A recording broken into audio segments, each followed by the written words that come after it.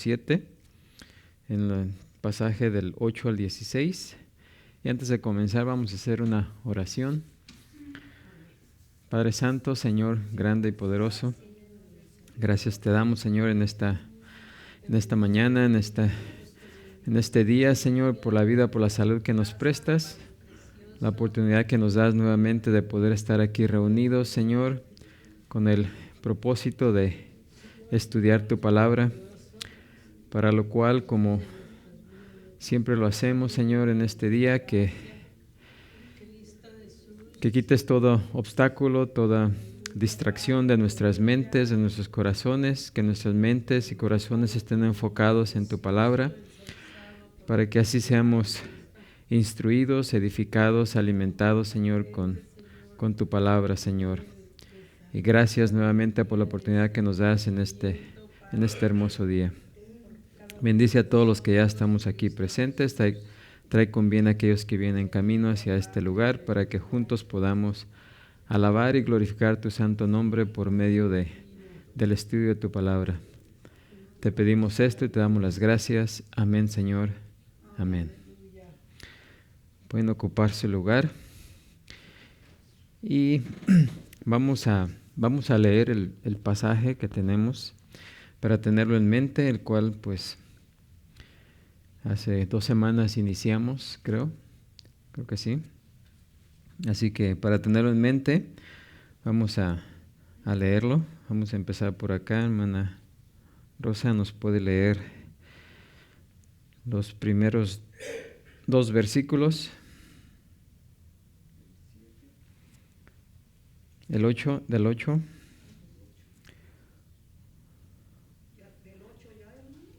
No, capítulo 7. Pero el versículo 8, 9. Y a las viudas, que bueno les fuera quedarse como yo. Pero si no tienen don de continencia, cásense, pues mejor es casarse que estarse quemando. Hermana Elena, 10 y 11. Pero los que están unidos en matrimonio, mando, no yo, sino el Señor, que la mujer no se separe del marido. Y si se separa, quédese sin casarse o reconcíliese con su marido. Y que el marido no abandone a su mujer. Gracias. Hermana Araceli, 12 y 13.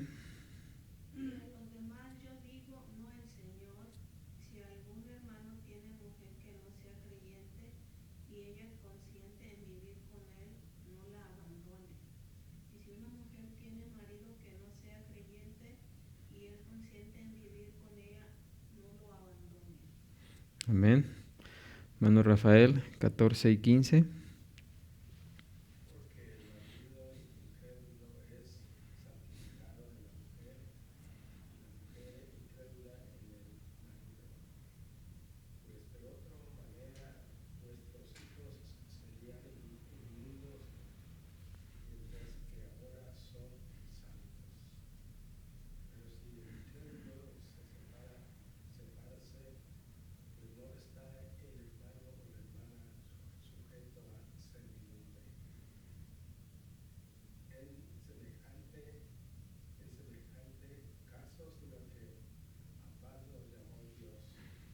Amén. Y versículo 16 dice, porque ¿qué sabes tú, oh mujer, si quizás harás algo a tu marido? ¿O qué sabes tú, oh marido, si quizás harás salva a tu mujer? Bueno, pues ese es el pasaje que estamos estudiando. La vez pasada vimos consejos para los solteros. Y hoy vamos a ver, bueno,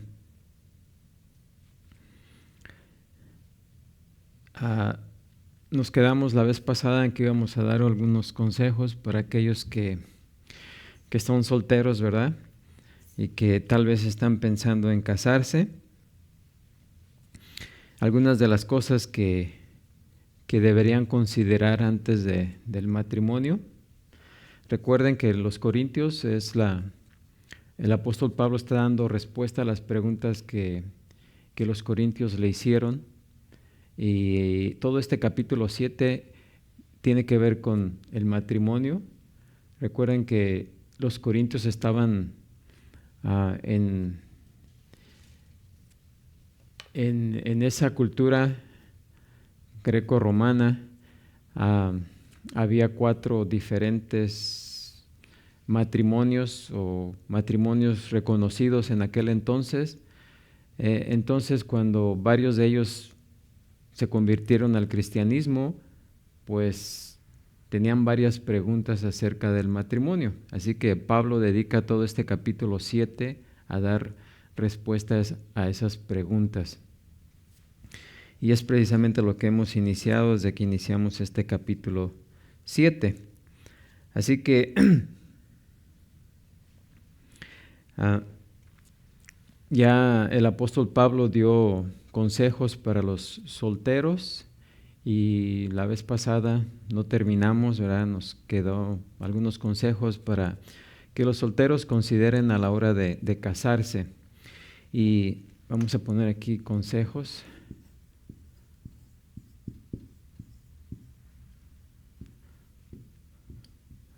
Para solteros.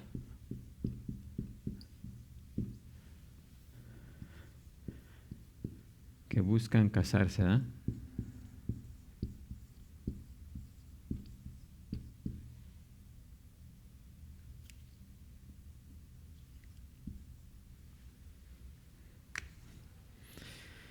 Bueno, en primer lugar, vamos a poner aquí uno.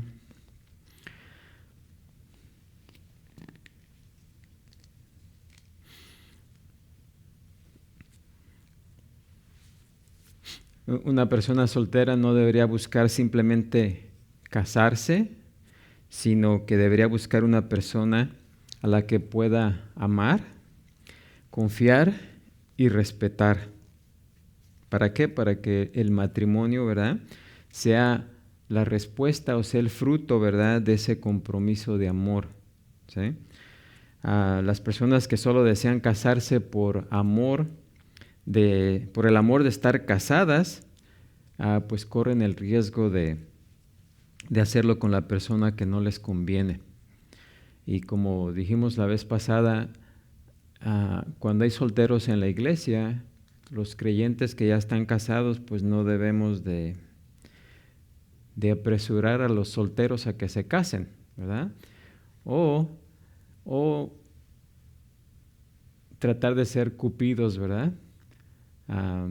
Porque la decisión pues es de la persona y de Dios, ¿verdad? Porque algunas personas pues podrían quedarse solteras el resto de sus vidas, lo cual no implica diferencia en cuanto a la espiritualidad. Como dijimos la vez pasada, el estatus civil de una persona no altera la espiritualidad de la persona, ¿sí? No porque una persona sea soltera pueda ser más espiritual que una que esté casada y viceversa, ¿verdad? Pero simplemente si la persona tiene el don de soltería, se puede quedar soltero, ¿verdad? No debe de existir una obligación, que la persona no se sienta obligada a tener que casarse, ¿sí?, por el simple hecho de estar casado, ¿sí? Recuerden que los judíos sí veían eso, los judíos sí, en la cultura judía sí veían que la persona que no estaba casada estaba desobedeciendo una orden directa de Dios, porque en Génesis Dios les había dicho que debían de fructificar, ¿verdad?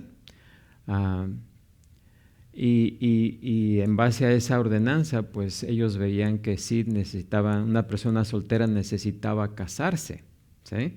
O sea, no veían bien a una persona soltera, porque decían que estaban desatendiendo ese mandamiento. Pero en el cristianismo no debe de suceder eso. Amén. Porque como vamos a ver más adelante en este capítulo, Pablo instruye que sigamos así como estamos, ¿verdad? Si estamos solteros y queremos seguir solteros, podemos seguir solteros. Si estamos casados, pues hay que mantenernos casados, ¿verdad? Así es de que uno de los primeros consejos es, primeramente, que la persona soltera no debería buscar casarse simplemente por casarse, ¿sí? Sino que debe buscar a una persona a quien pueda amar, confiar y respetar, para que el fruto de esa unión, ¿verdad? Pues, o esa relación, la palabra que andaba buscando, resulte a la respuesta a ese compromiso de amor. Amén. Así que, ¿cómo le podemos decir, poner ahí?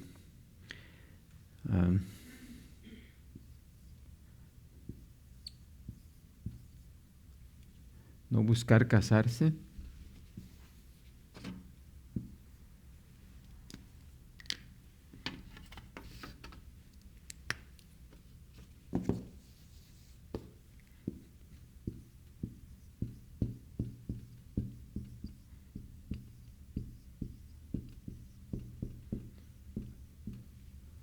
Por casarse.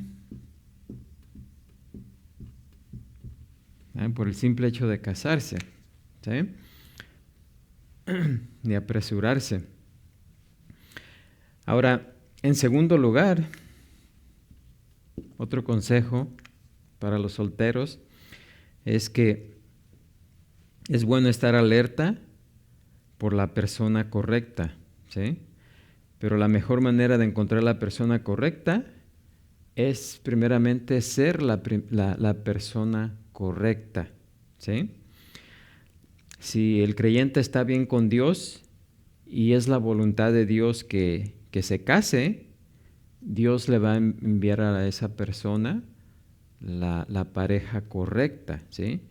Pero mientras el soltero, la soltera tiene que preocuparse por ser la persona correcta, estar bien delante de Dios. Amén. Y sabemos, Dios es todopoderoso, Dios es soberano, Dios sabe nuestras necesidades aún antes de que se las pidamos. Así que en ese proceso de estar buscando la pareja, busquemos primeramente ser las personas correctas, ¿sí? Delante de Dios. Y Dios va a proveer, ¿sí? Así que en segundo lugar sería ser la persona correcta. En lugar de buscar la persona correcta, hay que enfocarse en ser la persona correcta. Amén. Otro consejo, sencillo pero práctico: hasta que no aparezca esa persona correcta, nuestra energía debe estar dirigida en consagrarnos a Dios, ¿verdad? Y mantenernos lejos de la tentación, ¿sí? Ahora, dos de las mejores maneras en las cuales podemos invertir nuestro tiempo es principalmente en la espiritualidad y en la actividad física, ¿sí? Eso nos puede ayudar para mantenernos lejos de las tentaciones. Así que debemos programar nuestra mente para que esté enfocada solamente en lo que es bueno y en lo que nos ayuda. Y debemos de ser muy diligentes en la instrucción que Pablo le dio a los filipenses. Si vamos allá a Filipenses 4:8,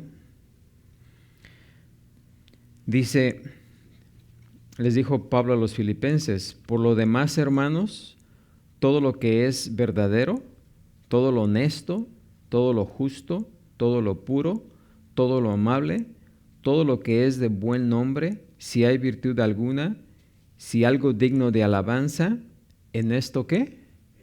Pensad. ¿Sí? Así que hasta que no aparezca la persona correcta o hasta que el Señor no mande la persona correcta, esto es lo que el apóstol Pablo nos indica que debemos de hacer, ¿verdad? Así que sería aquí enfocarnos en lo espiritual,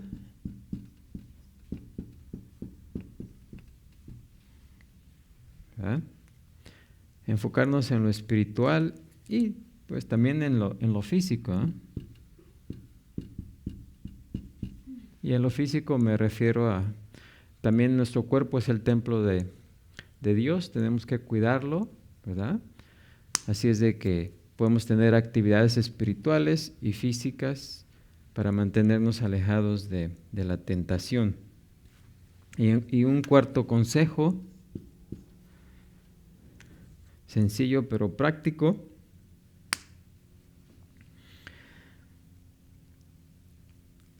Ahora,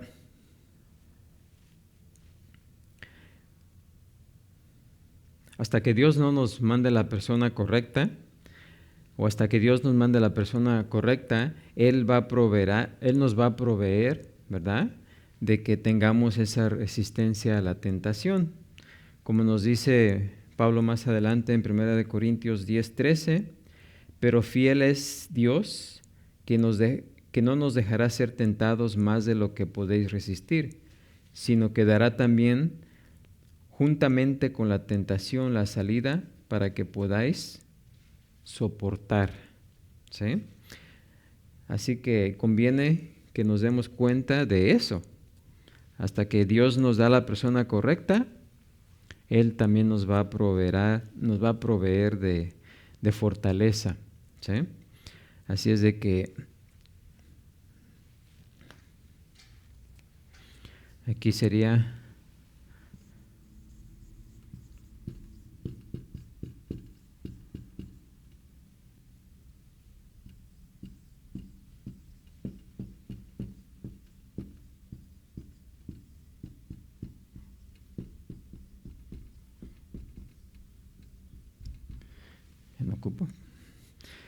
tenernos alejados de la tentación, ¿verdad? Teniendo en cuenta que Dios nos va a ayudar en ese aspecto, nos va a fortalecer. Amén. Y por último, debemos estar agradecidos, ¿sí? Siempre debe haber agradecimiento en nuestro corazón, cualquiera que sea nuestra situación. Si estamos solteros, debemos dar gracias a Dios porque estamos solteros.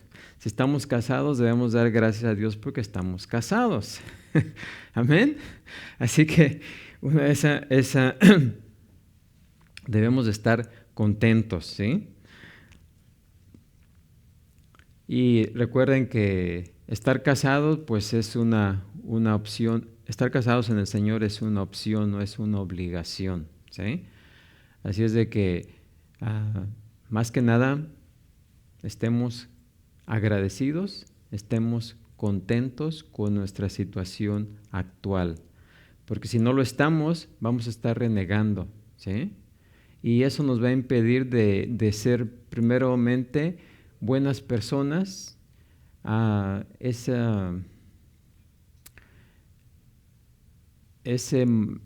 rencor o ese sentimiento que tengamos dentro de nosotros por nuestra situación, si estamos renegando, se va a reflejar en el comportamiento hacia otros, ¿sí? No sé si ustedes conocen personas, ¿verdad?, que se la pasan enojadas todo el tiempo, que decimos, ay, ese cómo está amargado o cómo está amargada, ¿verdad? ¿Por qué? Porque lo que trae uno dentro se refleja hacia afuera, hacia otros, ¿eh? Así es de que el quinto sería estar agradecidos. Bueno, esto ya no va a caber aquí, pero dar gracias, ¿verdad? Estar agradecidos. 5.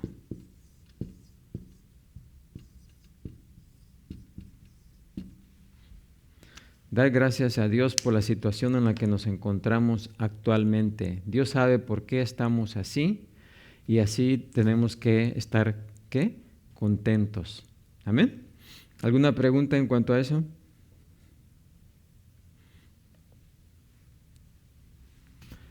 ¿No preguntas?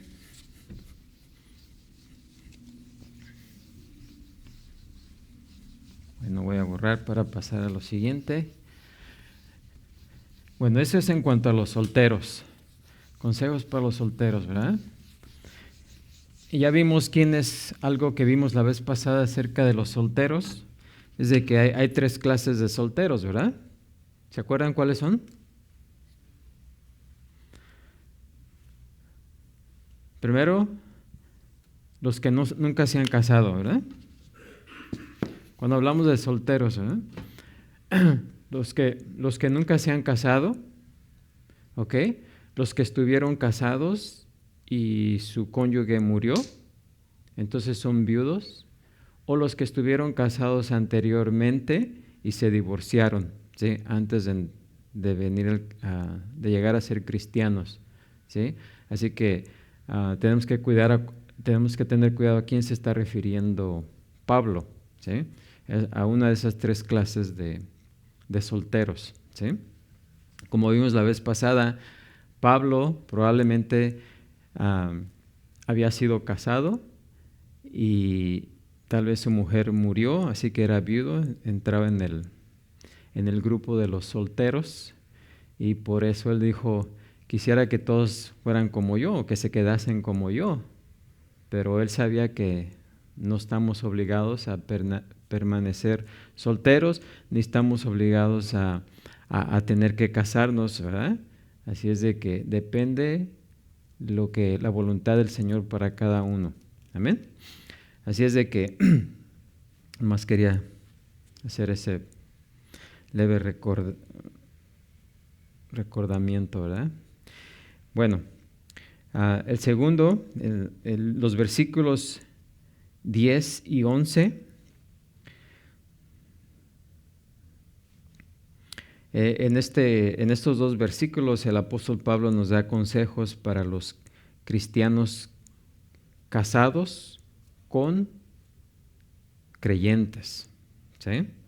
Dice: pero a los que están unidos en matrimonio, mando no yo, sino el Señor, que la mujer no se separe del marido, y si se separa, quédese sin casar o reconcíliese con su marido, y que el marido no abandone a su mujer. Sabemos que todo matrimonio cuesta, ¿verdad? El casado debe quedarse como está y dedicarse a glorificar a Dios en su matrimonio. Aquí, en este pasaje, no se hace ninguna distinción en el tipo de matrimonio involucrado. Como ya vimos anteriormente, en esa cultura se practicaban por lo menos 4 arreglos matrimoniales, ¿verdad? Así que cuando el apóstol Pablo dice aquí, están unidos en matrimonio, abarca todo ese tipo de matrimonio. Ya hablamos que el matrimonio que Dios reconoce es el matrimonio que el gobierno donde vivamos reconoce, ¿sí? Como en esa cultura se reconocían cuatro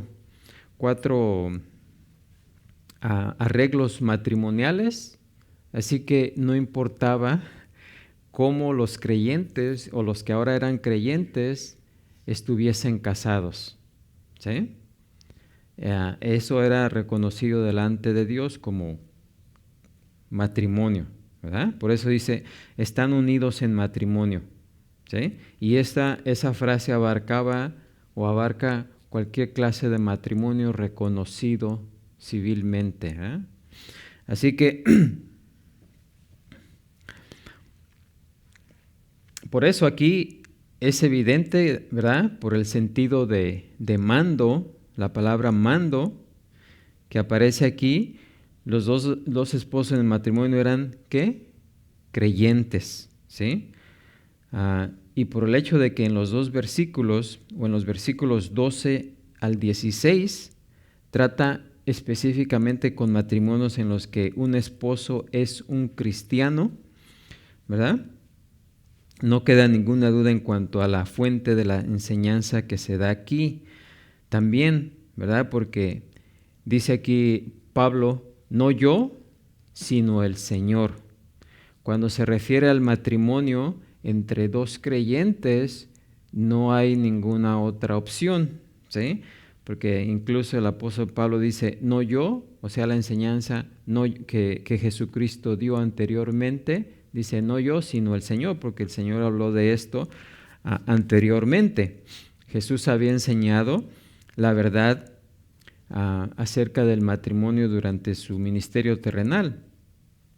Jesús dijo, por ejemplo, en Mateo 19:5, por esto el hombre dejará padre y madre y se unirá a su mujer y los dos serán una sola ¿qué? Carne, con referencia a Génesis 2:24. Dice, por lo tanto, lo que Dios juntó no lo separe el hombre. ¿Sí? Así que para aquellos que ya están casados, cualquiera haya sido el arreglo matrimonial que sea admitido o bien visto de acuerdo al gobierno, Dios reconoce esa unión como un matrimonio legítimo. Amén. Así que esa es la instrucción, ¿verdad? Por tanto, lo que Dios juntó, no lo separe el hombre. Es una unión para siempre que lo único que puede separar es ¿qué? La muerte. Amén. Ahora, claro que siempre, como en el caso cuando Jesús estaba enseñando acerca de esto, los discípulos le preguntaron acerca del divorcio. ¿Y qué acerca del divorcio que permitió Moisés? Jesús les contestó diciendo que el divorcio fue una concesión por causa de la dureza por causa de la dureza de vuestro corazón. ¿Sí? No que Dios lo permita, sino que por la dureza del corazón del hombre, pues lo dejó, ¿verdad? Ahora, recuerden que en aquel tiempo, como cuando estudiamos Mateo, ¿sí? Las mujeres no había trabajo para las mujeres, ¿sí? Así que si el marido dejaba a la mujer moría de pobreza, ¿sí? Especialmente si si el matrimonio no había tenido hijos que pudieran trabajar. Entonces la mujer, pues, como no había fuente de trabajo para la mujer, pues la mujer moría, ¿verdad? En pobreza, de hambre, ¿sí? Entonces, Dios, por misericordia, permitió que la mujer se volviera a casar, ¿sí? Pero no es lo que Dios diseñó desde el principio, ¿sí? Por eso Dios lo permitió por la dureza de vuestro corazón, ¿sí? Dice Mateo 5:31, también fue dicho, cualquiera que repudia a su mujer dele carta de divorcio. O sea que la carta de divorcio precisamente era para eso, ¿sí? No era algo que Dios estaba permitiendo. Ese no era el diseño original de Dios, pero lo permitió por misericordia a la mujer que era abandonada, ¿sí? Así que cuando se le daba carta de divorcio, la mujer podía volverse a casar y no morir de hambre. Pero yo os digo que el que repudia a su mujer, a no ser por causa de fornicación, hace que ella adultere, y el que se casa con la repudiada comete adulterio, ¿sí? Además sabemos que Dios aborrece el divorcio. Él lo declaró en Malaquías 2:16. ¿Qué dice ahí Malaquías 2:16? ¿Alguien?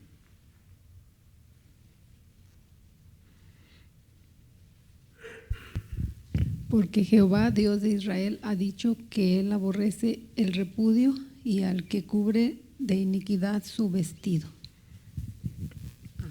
Dijo Jehová de los ejércitos, guardaos pues en vuestro espíritu y no seáis desleales. Desleales, ¿verdad? Así que el divorcio es contrario al plan de Dios para la humanidad Y cuando Él lo permite, en casos de adulterio, es solo una concesión de gracia, ¿verdad?, a la parte inocente.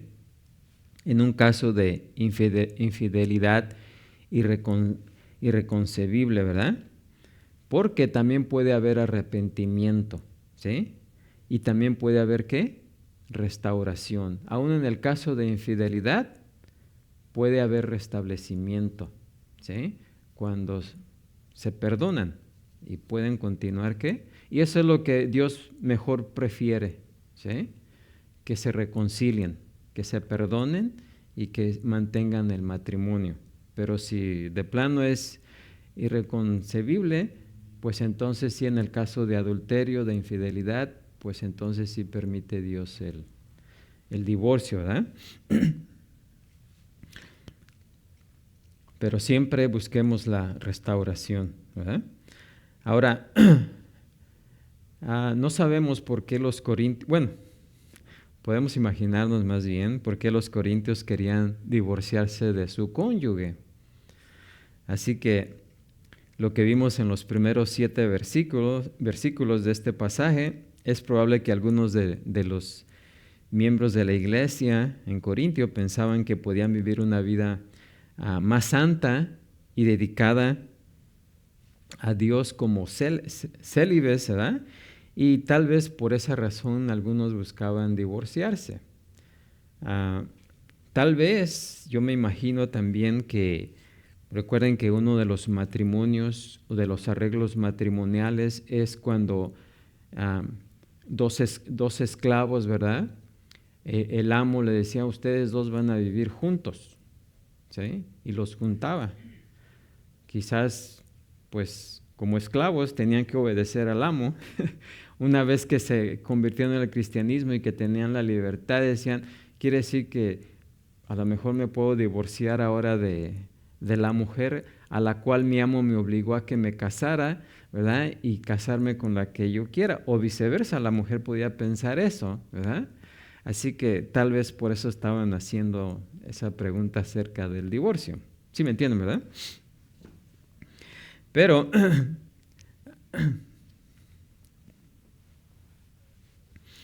por esa razón, ¿verdad? Tal vez algunos querían dejar a su cónyuge por alguien más deseable o sencillamente porque no se sentían realizados con la compañía que tenían. Sin embargo, cualquiera fuera la razón, dice Pablo, ¿verdad? Dice que no es una enseñanza de él, sino es una enseñanza que Jesús dio, que no debían, ¿qué? Divorciarse si ya estaban, ¿qué? Casados. Que la mujer no se separe del marido y que el marido no abandone a su mujer. Y la palabra abandonar significa divorciar, ¿verdad? Equivale al divorcio. Ahora, aquí Pablo no está discutiendo el divorcio basado en el adulterio, ya que Jesús, como leímos anteriormente, ya había dado la respuesta a eso, ¿verdad? Sino que estaba hablando acerca del divorcio por cualquier otra causa, ¿sí? Incluida la causa de supuesta espiritualidad, ¿sí? Porque algunos habían pensado que tal vez si se divorciaban podían consagrarse más al Señor, ¿sí? Tampoco en ese caso era permitido o es permitido. Ahora, también aquí lo que nos dice también este versículo, dice, y si se separa, quédese sin casar. Tal vez algunos ya se habían separado, ¿sí? Por esa razón. Hoy dice, si alguno de ustedes ya se separó antes de haber recibido esta instrucción, antes de que Pablo les contestara esa pregunta, si alguno de ellos o ellas ya se había separado, ¿qué dice? Quédese, ¿qué? Sin casar. O reconcíliese con su marido. No está dando la opción de que se pueda casar, ¿sí?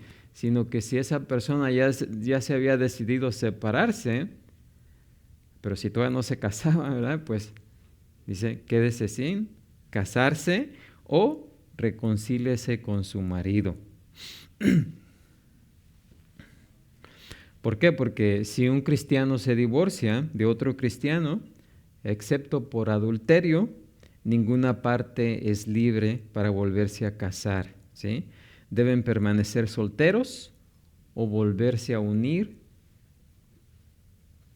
¿verdad? ¿Por qué? Porque esa unión no ha sido deshecha, no ha quedado deshecha. Así que, y aquí Pablo no está dando una sugerencia, ¿verdad?, de consejo, sino que este es un ¿qué? Mandamiento. Amén. ¿Alguna pregunta en ese aspecto?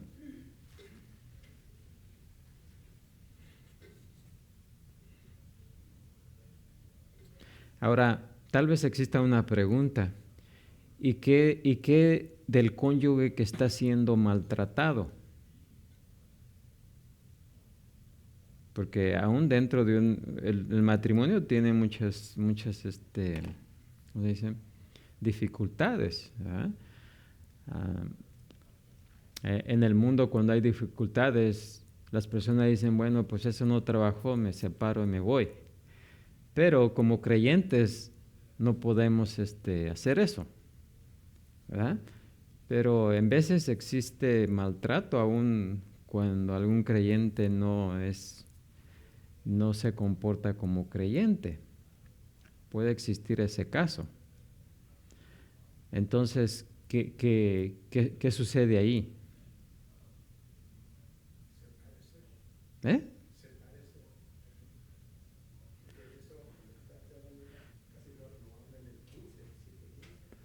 Ok, en ese caso debe separarse, pero no divorciarse, ¿verdad? Y eso vamos a ver más adelante. Porque si la persona corre peligro, pues ¿por qué va a seguir ahí siendo maltratada, no? Algunas mujeres, bueno, se dice las mujeres, ¿verdad? Pero también los hombres son maltratados, ¿eh? Pero los hombres pues casi no salen a la luz diciendo, hey, mi esposa me está pegando, me está maltratando, ¿verdad? Porque son hombres, ¿verdad? Pero la mujer sí, ¿verdad? En muchos casos la mujer sí, pues da evidencia y habla de esa situación. Y algunas mujeres optan quedarse ahí aunque están siendo maltratadas, ¿sí? Pero no debería ser el caso. Si hay peligro, deben separarse, no divorciarse, pero separarse hasta que la persona que se está portando mal, pues entra en razón. Amén. Y después reconciliarse, ¿sí? En el caso de que los dos sean creyentes, ¿verdad? Porque como creyentes también podemos ser, ¿qué? Desobedientes, ¿sí? O puede hacer que, como vamos a ver más adelante, que el cónyuge no sea creyente. Recuerden que una persona puede decir yo soy creyente, pero da evidencia por su ¿cómo se dice? Su comportamiento de que en realidad no es creyente. ¿Sí? Entonces puede que haya una persona que verdaderamente es creyente con alguien que hizo profesión o profesa ser creyente cuando en verdad no lo es. ¿Sí?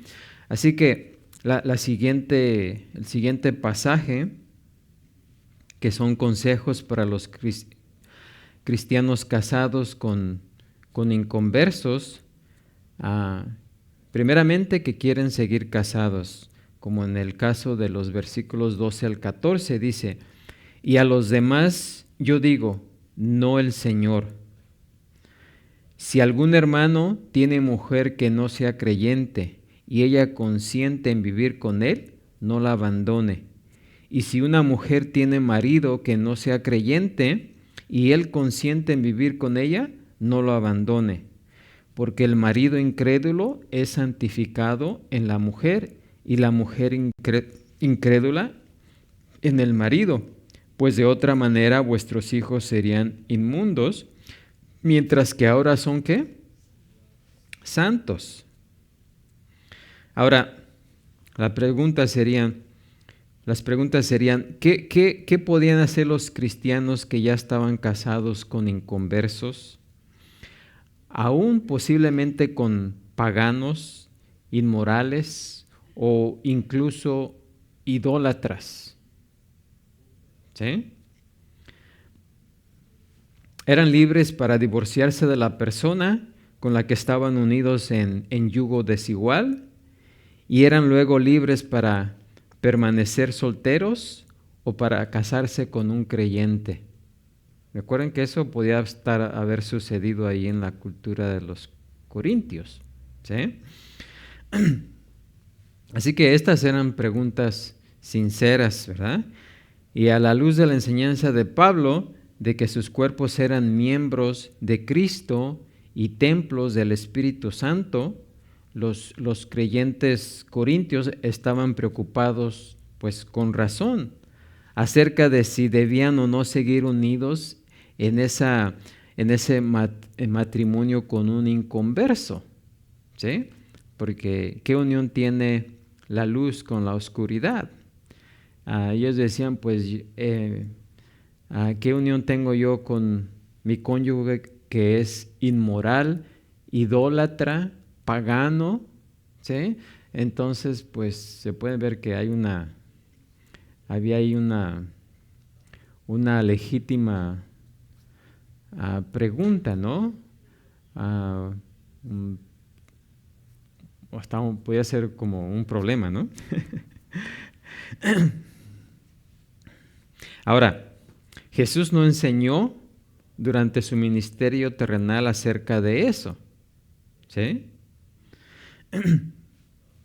Por eso Pablo dice aquí, y a los demás yo digo, no el Señor. Esto no quiere decir, ¿verdad?, de que lo que Pablo está enseñando aquí sea opinión de Pablo, simplemente porque Jesús no habló acerca de ese aspecto, ¿sí? Pero ahora Pablo lo está haciendo, ¿sí?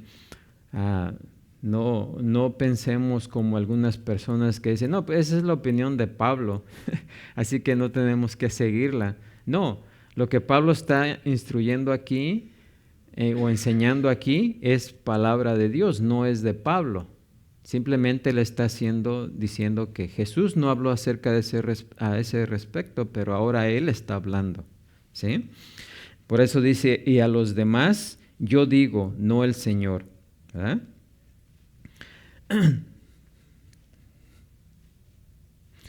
Ahora, Jesús no había dado ninguna revelación previa acerca de ese asunto, pero a Pablo lo estaba haciendo ahora. Dice, si algún hermano tiene mujer que no sea creyente y ella consiente en vivir con él, no la abandone. Ahora, los cristianos casados con inconversos no tenían que preocuparse de ellos, ¿verdad? Su matrimonio o sus hijos, o de que sus hijos o su matrimonio pudieran quedar impuros por causa del cónyuge inconverso, ¿sí? Porque ellos pensaban que si estaban casados o casadas con alguien que no era creyente, pues ese matrimonio era impuro y que sus hijos iban a ser ¿qué? Impuros por esa relación, ¿sí? Ahora Pablo dice que por lo contrario, lo opuesto era cierto. Tanto los hijos como el esposo inconverso, dice aquí, quedarían ¿qué? Santificados, ¿sí? Por medio del marido o mujer creyente.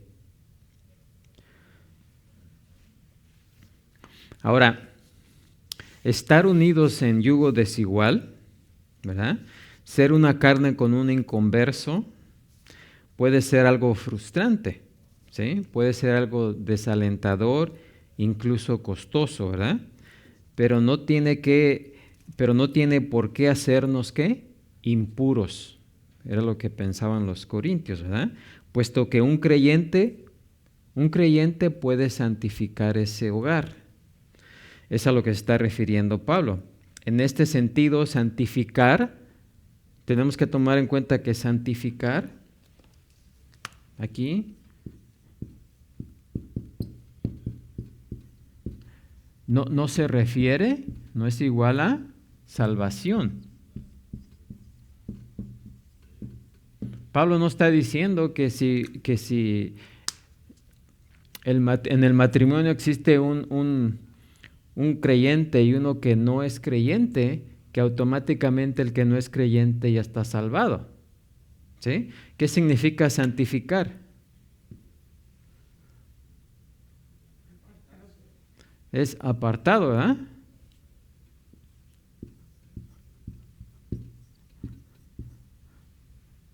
Apartarse o apartado, ¿verdad? Porque ambos tienen la misma raíz griega.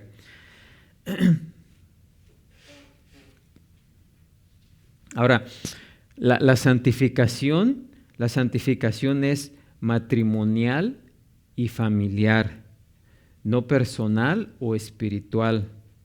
¿Por qué? Porque a los ojos de Dios un hogar donde existe un creyente, donde en ese hogar si uno de los miembros de ese hogar es creyente, ya para Dios es separado, ¿sí?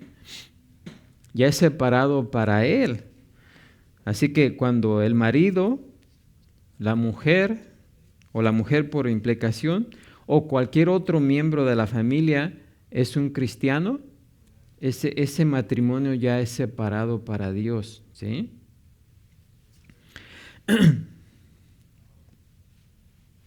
Aunque esa familia no sea en un sentido cristiano completamente o pleno, pero es inmediatamente, es mucho mejor que una familia o un matrimonio donde no hay ningún converso, ¿sí? Por el simple hecho de que haya alguien creyente en esa familia o en ese matrimonio.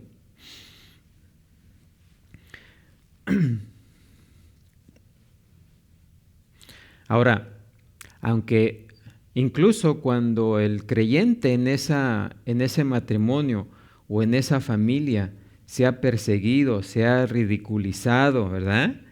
Aún así, esa familia es bendecida, ¿sí? Porque la bendición de Dios que va hacia su hijo o hacia su hija se derrama hacia los demás, ¿sí? Así que, aunque los demás no sean creyentes, pero por causa del creyente, la bendición que Dios da al creyente se derrama a los que forman parte de esa unión o de esa familia. ¿Por qué? Porque un cristiano en un hogar bendice ¿qué? Todo el hogar. La presencia de Dios en aquel creyente y todas las bendiciones y gracias que fluyen desde el cielo en la vida del creyente se van a desbordar y van a enriquecer a todos los que están o forman parte de esa familia o de esa unión. Incluso cuando la fe del creyente no se pueda extender para salvar a otros de la unión o la familia, sino solo para él o ella,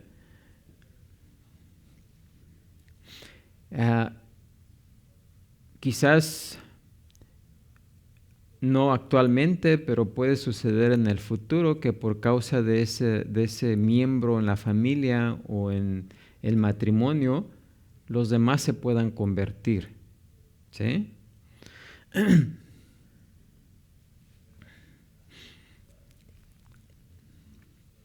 Ahora, ¿de dónde sacamos este principio?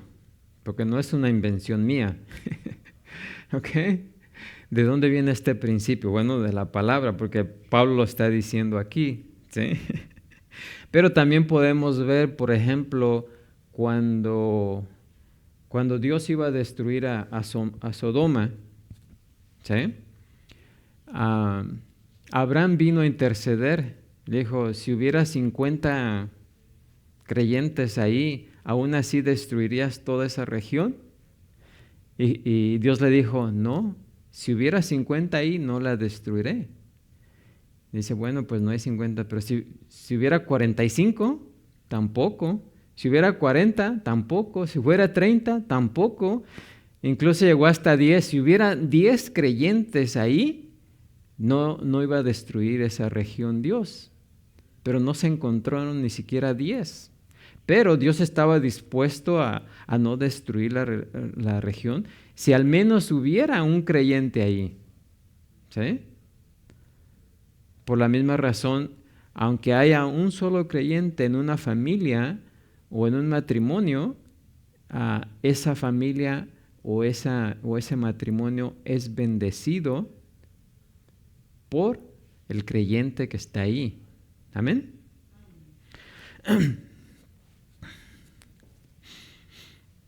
¿Por qué? Porque Dios mira a la familia como una unidad. Aún si esa familia está dividida espiritualmente y la mayoría de sus miembros son inconversos o inmorales, ¿verdad? Toda la familia queda bendecida por el creyente que vive entre ellos. Por lo tanto, si un cónyuge inconverso está dispuesto a quedarse, dice Pablo aquí, el creyente no debe procurar ¿qué? El divorcio, no debe procurar separarse. El cristiano no debe tener temor tampoco, como dice Pablo, de que sus hijos vayan a ser ¿qué? Inmundos o contaminados por el padre o la madre que es inconversa. Dios promete lo opuesto, ¿sí? Y es cierto. Dice, de otra manera vuestros hijos serían ¿qué? Inmundos. Pero esto solamente si ambos padres fueran ¿qué? Inconversos. ¿Sí? En ese caso, pues sí, no hay ningún convertido ahí, así que ese es otra cosa, ¿verdad? Pero el Señor garantiza que la presencia de un padre cristiano protege o protegerá a los hijos, ¿sí? Ahora, no quiere decir que la salvación de sus hijos o de su cónyuge sea algo asegurada, ¿sí? Pero quedan protegidos de algún daño espiritual indebido y van a recibir bendición espiritual por causa del creyente. ¿Por qué? Porque participan en los beneficios espirituales del padre o la madre que son creyentes. Como dice aquí, son santos. Sí entendemos eso, ¿verdad? Así que, ¿alguna pregunta ahí?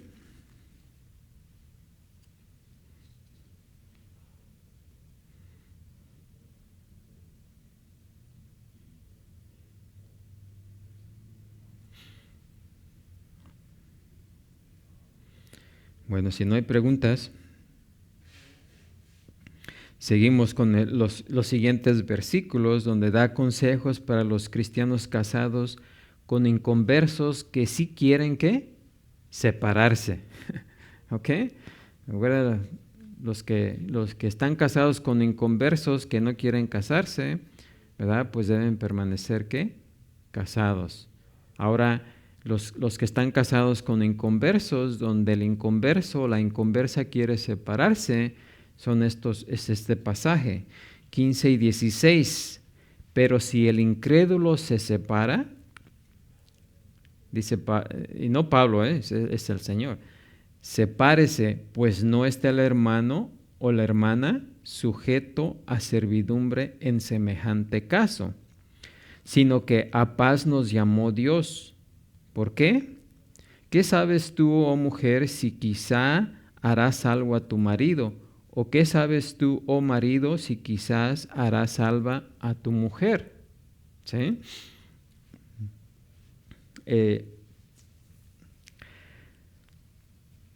Un teólogo llamado Tertuliano escribió sobre los maridos paganos que se enojaban con sus esposas cristianas porque las esposas cristianas querían besar las ataduras de los mártires, abrazar a los cristianos, ¿verdad? O visitar a las casas de los pobres, ¿sí? Entonces, como los que no eran conversos, pues se enojaban con sus esposas porque querían hacer eso. Así que a menudo cuando un cónyuge incrédulo quiere abandonar el matrimonio, como dice Pablo aquí, el creyente no tiene control sobre de eso, ¿sí? Pero Pablo dice que los cristianos no deberían ni siquiera insistir en que el esposo se quede, ¿verdad? Si él o ella están dispuestos a marcharse. En ese caso, ¿verdad?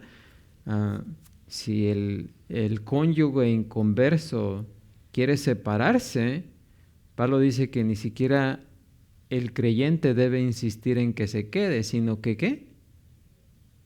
Que se separe, ¿sí? Y no es una sugerencia, es un mandamiento, es un mandato.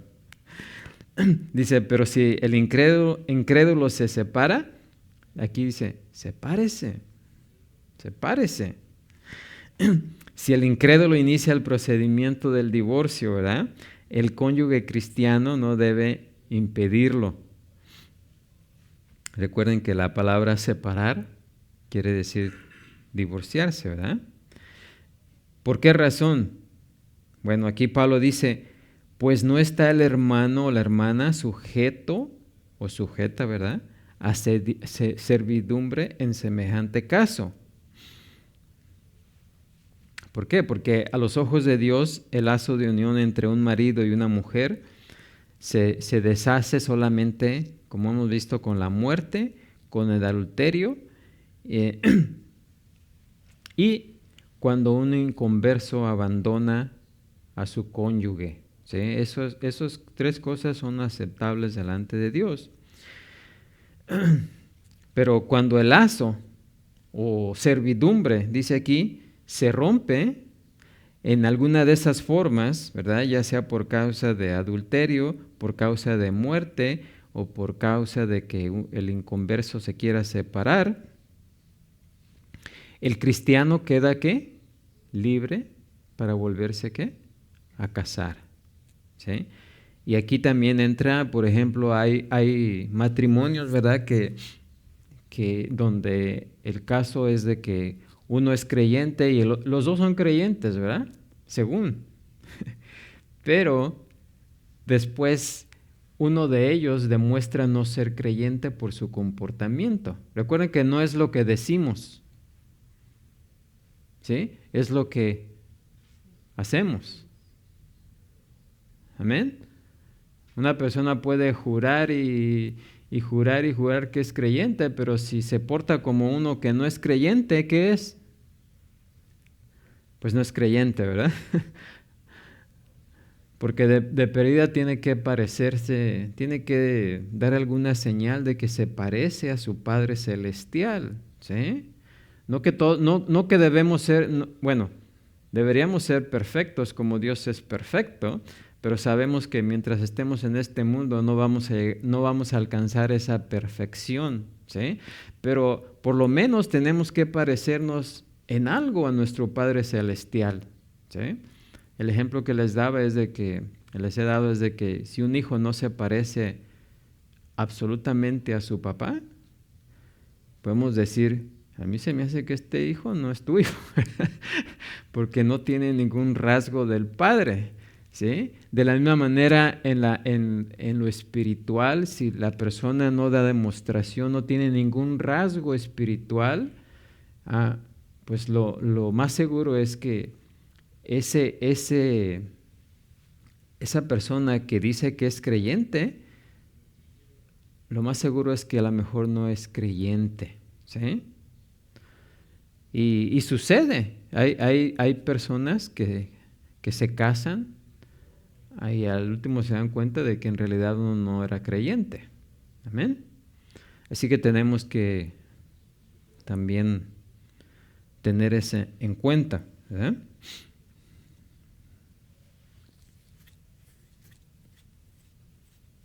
Ahora, siempre que la separación sea legítima, bíblicamente, siempre la persona se puede, ¿qué?, volver a casar. ¿Amén? Pero donde no, pues queda prohibido, ¿verdad? Como en el caso que vimos anteriormente, el versículo 11. Y si se separa, quédese sin casar o reconcíliese con su marido, y que el marido no abandone a su mujer, ¿sí? Pero en los otros casos, pues no se prohíbe, ¿verdad?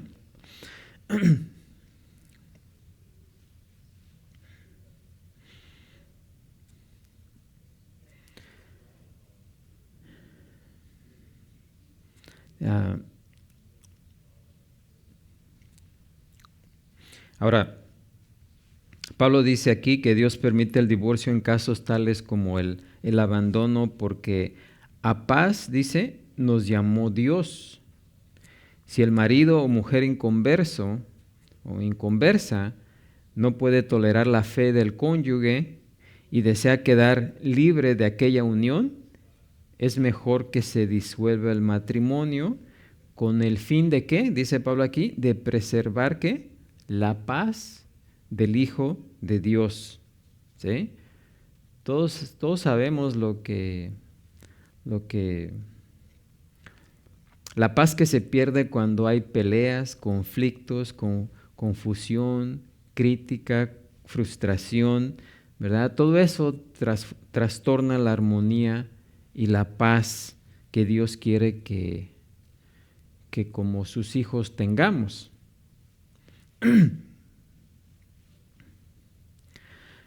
Además, pues esta es una concesión. Como vimos anteriormente, si el inconverso o inconversa quiere seguir en el matrimonio, es una concesión, ¿verdad? Que siga casado, pero si decide irse, pues que se vaya, ¿verdad?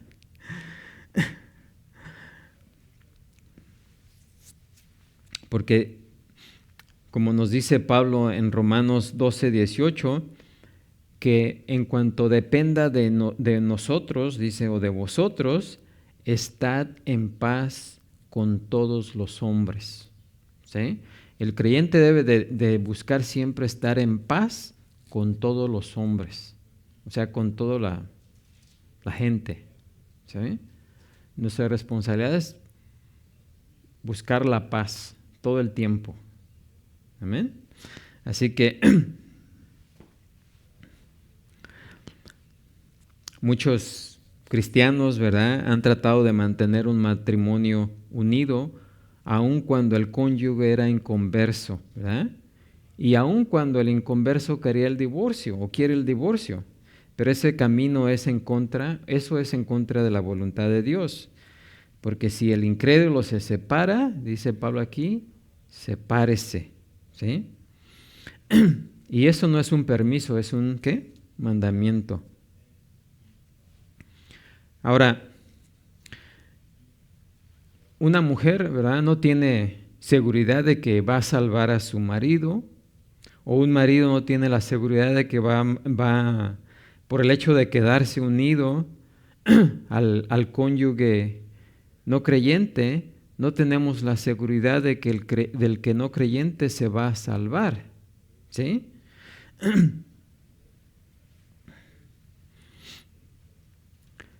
Porque la palabra de Dios no nos garantiza eso de que... Pero puede suceder, ¿sí o no? Pero recordemos que no hay garantía, ¿sí? Puede suceder, pero no hay garantía, ¿sí? Ahora, si el cónyuge permanece en el matrimonio de mala gana y a regañadientes, pues la probabilidad es aún menor, ¿sí?, de que se convierta, ¿sí? O de que... Y al contrario, va a haber ahí destrucción de paz. No va a haber paz. Lo que sí va a tenerse por seguro es que no va a haber paz.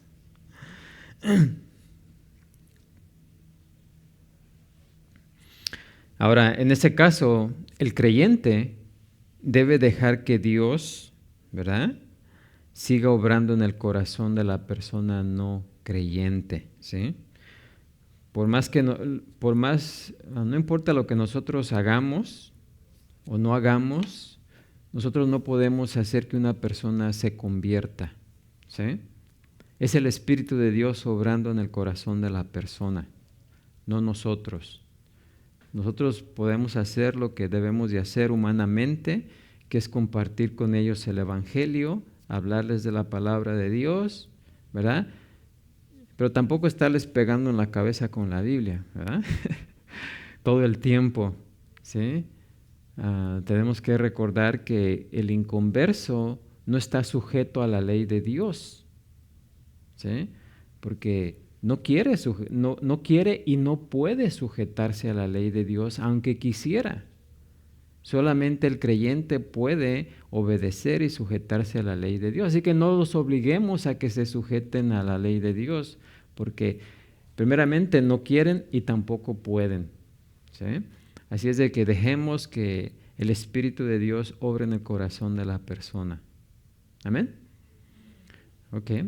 Pues esas son las instrucciones divinas para el matrimonio, y todavía hay más, ¿verdad? Pero hasta ese pasaje son algunas de ellas. ¿Alguna pregunta en general de lo que hemos estado viendo aquí en este pasaje?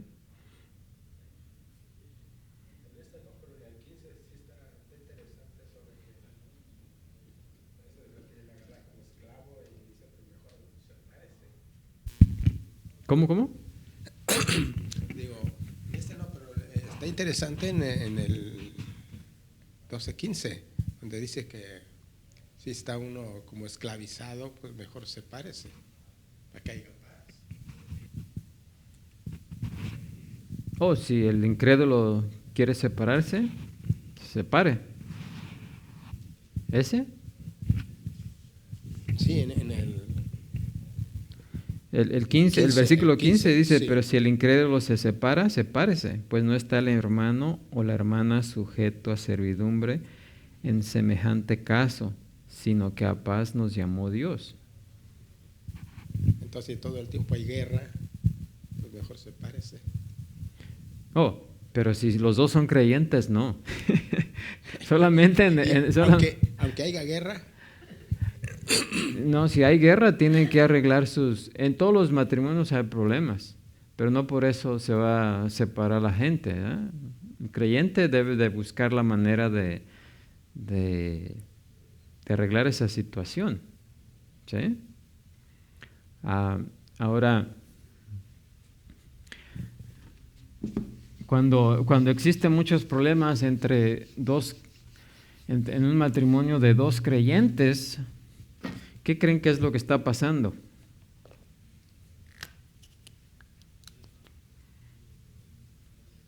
Pues muchas cosas, porque no se entiende ni uno ni otro. Bueno, primeramente, el hombre tiene que tener la relación ¿con quién? Con Jesús, ¿sí? Su relación es con Jesús. Si el hombre no se está sometiendo a Jesús, no se está sometiendo a Dios, ¿verdad? Claro que su relación con la mujer va a tener problemas, ¿sí? Y del mismo caso, si la mujer no se somete a Jesús, claro que en su relación con el hombre o con su esposo va a tener problemas. Así es de que aquí el hombre, el esposo, tiene que sujetar a Dios, a Jesús, y la mujer también a Jesús, ¿verdad? Todo lo que hagamos debemos de hacerlo como al Señor, ¿sí? Para el Señor. Cuando hacemos eso, entonces el hombre y la mujer van a venir a la unión, ¿sí? Porque ambos están viviendo conforme a la voluntad de Dios. Cuando hay problemas es porque alguno de ellos no se está sujetando, o posiblemente los dos. Así es de que tenemos que ver cómo está mi relación con Dios. Porque si mi relación con Dios no es la que debe ser, es más, no solamente vamos a tener problemas con nuestra esposa, sino que vamos a tener problemas con todos los que estén a nuestro alrededor. ¿Sí? Y de igual manera la mujer. Y en el caso de que los dos sean inconversos. En el caso de los dos inconversos, pues ahí es... ahí el matrimonio fue diseñado por Dios. Si el matrimonio busca la sabiduría de Dios, pues van a venir a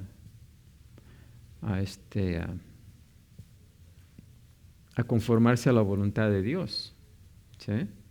Incluso podríamos decir que hay matrimonios inconversos que posiblemente vivan mejor que los que no son, que los que son donde son creyentes. ¿Sí? Porque hay principios que los que no son conversos pueden aplicar a sus matrimonios y se pueden llevar más o menos bien, ¿sí? Y muchas veces puede decir, oye, esos no son creyentes y viven mejor que aquellos que son creyentes, se la pasan peleando. ¿Sí o no? Así que puede suceder. Ahí que entra la moral en eso, en el inconverso, o porque tienen estudio. Sí, muchos es porque mantienen principios morales, ¿sí? Pero recuerden que en este mundo no importa qué tan morales somos, porque podemos ser muy morales, pero nuestra moralidad no nos sirve de nada delante de Dios. Sí, pero al momento viven bien. Hay otro punto, la ética. Sí, por ética o por moralidad puede que una pareja esté viviendo bien, ¿sí? Pero aunque estén viviendo por moralidad y ética delante de Dios, están mal. Eso no los hace justos delante de Dios. Así que, ¿qué queremos? ¿Vivir moralmente y éticamente o vivir justamente delante de Dios? Porque, por ejemplo, yo aprendo... Claro que el matrimonio creyente va a tener pruebas, ¿sí? Porque ¿quién es el personaje que va a estar tratando de destruir ese matrimonio? Miren, aquí hay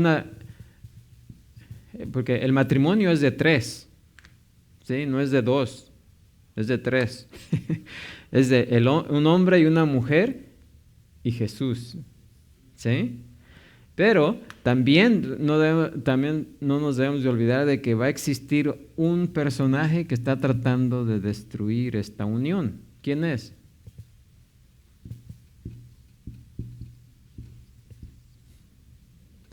Satanás, ¿verdad? ¿Ya se me olvidó cómo escribe Satanás? ¿Sí? Satanás. Ese. Recordaba que tenía una Z. Bueno. Satanás, que no se ve. Ok. Recuerden que Satanás va a dejar en paz a aquellos que no son creyentes. ¿Sí? Porque mientras no sean creyentes, Satanás está feliz con que ellos no quieran nada acerca de Dios. Son parte de su club, son parte de su equipo. ¿Sí? Pero los que son creyentes no son parte de su equipo, así que va a estar tratando ¿de qué? De destruirlos. Así que el marido y la mujer deben estar a sabiendas de que Satanás va a estar creando caos ahí en ese matrimonio. Por eso es que debemos de estar, ¿qué? Tanto el hombre como la mujer deben estar, ¿qué? Sujetos a Dios, sujetos a Jesús. ¿Sí? Para mantener ¿a qué? ¿A quién? A Satanás alejado. Ya vimos anteriormente, ¿verdad? Por ejemplo, de que el cuerpo del hombre es de la mujer, el cuerpo de la mujer en el matrimonio es del hombre. Y si uno se niega al otro, ¿le está dando paso a quién? A Satanás, ¿sí? Por el hecho de negarse en la intimidad, Satanás se puede aprovechar de eso, ¿sí? Así que no le demos cabida a Satanás. Y claro, pues sí, va a haber más problemas dentro del matrimonio cristiano. Va a haber lucha por causa de Satanás, ¿sí? Pero si los dos están consagrados a Dios, Satanás se va a alejar, ¿verdad? No puede hacer nada ahí. No quiere decir que no vas a seguir intentándolo, pero ahí podemos ver que si los dos son no creyentes, pues Satanás ahí va a estar feliz, ¿eh? Es más, va a aún utilizar ese modelo para decirle, mira, aquellos no creen en Dios y viven mejor que ustedes. ¿Sí o no? ¿Por qué? Porque ¿qué está implicando ahí? Que apegarse a Dios trae más problemas. Por eso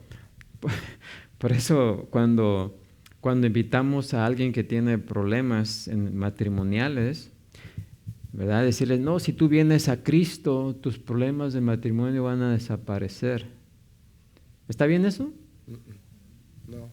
No, se pueden empeorar. ¿Sí? Porque el venir a Cristo no es para arreglar esos problemas. Claro, eventualmente se van a arreglar, pero el principal enfoque de venir a Cristo es para salvación, para perdón de nuestros pecados. No traigamos a personas con la falsa creencia de que venir a Cristo, sus problemas van a desaparecer, todos sus problemas van a desaparecer. Su salud va a mejorar, sus finanzas van a mejorar, sus relaciones matrimoniales van a mejorar, porque no es cierto. ¿O sí? No. Eventualmente, cuando la persona se empieza a vivir conforme a la voluntad de Dios, esas cosas van a mejorar, ¿sí? Pero no debemos de invitar a la gente a que vengan a Cristo por esas razones, ¿sí? Sino la razón principal es de que vengan a Cristo para que sus pecados sean perdonados. ¿Amén? Bueno, porque existe hoy en el mundo eso,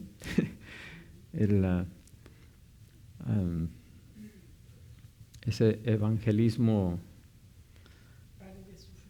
de pare de sufrir, ¿no? Bueno, se nos acabó el tiempo. ¿No más preguntas? ¿No más? No, yo le decía por ética, porque yo vi un matrimonio, digo, yo aprendo de la gente, yo viendo. Y ese matrimonio, mucho respeto. En una ocasión, la señora dice que fue al mercado y en el mercado no sé qué pasó y dijo, estupe. Pero como en su casa mucho respeto de no malas palabras, la niña tenía 6 años. Y cuando llegó a la casa, la niña lo repitió la palabra y el papá lo oyó. Y enseguida llamó luego la señora, dijo, ¿qué pasó? ¿Por qué Gema dijo esto? Entonces, por eso yo decía que muchas veces digo, sí, cuenta mucho la ética para vivir bien. Claro, humanamente, pero delante de Dios pues se necesita tener conocimiento de Dios o estar con Él. Sí, delante de Dios lo que cuenta es que nos apeguemos a su voluntad, ¿sí? Pero si los dos son creyentes, podemos sujetarnos a la ley de Dios. Si alguno de los dos no es creyente, no se puede sujetar a la ley de Dios. ¿Sí? Así que otra de las razones por las cuales tomamos la cena del Señor es para examinarnos a nosotros mismos, para ver si estamos, ¿qué? En la fe. ¿Sí? Es un examen porque realmente, bueno, ya se nos acabó el tiempo, pero realmente una persona no se convierte quizás no, podemos decir que la mayoría de las veces no se convierte cuando la persona dice yo creo, ¿sí? Y muchas personas dicen, no, pues yo me bauticé tal fecha. Miren, una persona puede bautizarse en ese tiempo, en esa fecha, y puede ser que aún todavía no sea un creyente, pero más adelante ocurre la verdadera salvación. La transformación. Sí, la transformación. Porque la transformación verdadera ocurre cuando el Espíritu de Dios obra en la persona, ¿sí? No cuando nosotros decimos. Así que tenemos que tener en cuenta eso también.